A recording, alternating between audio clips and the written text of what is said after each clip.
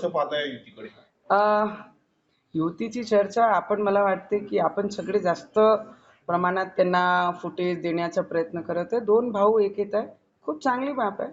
पण युतीमध्ये ॲज ए फॅमिली ते एक होत आहे, ते वेगळी गोष्ट आहे.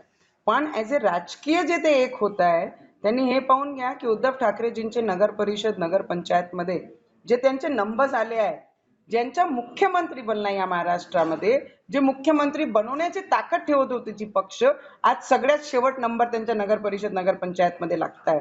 तर मला वाटते उद्धव ठाकरे साहेबांना, जनाब उद्धव ठाकरे साहेबांना एवढीच माझा प्रश्न राहील आणि राज ठाकरे साहेबांना की राज ठाकरे साहेबांची भावासोबत भेटीचे पहिले त्यांच्या नारा कशा राहायचं स्टेजवर, मेरे हिंदू भाई बहन, आणि उद्धव ठाकरे सोबत भेटल्यानंतर आमचे सगळे महाराष्ट्राचे मतदान, हा दोन्ही गोष्टींमध्ये खूप अंतर आहे. राज ठाकरे साहेबांना हे विचारावं लागेल, कारण उद्धव ठाकरेजी चद्दर चढवणारे आहे आणि यांना मतदान करणारे चद्दर चढून घेणारे लोक आहे.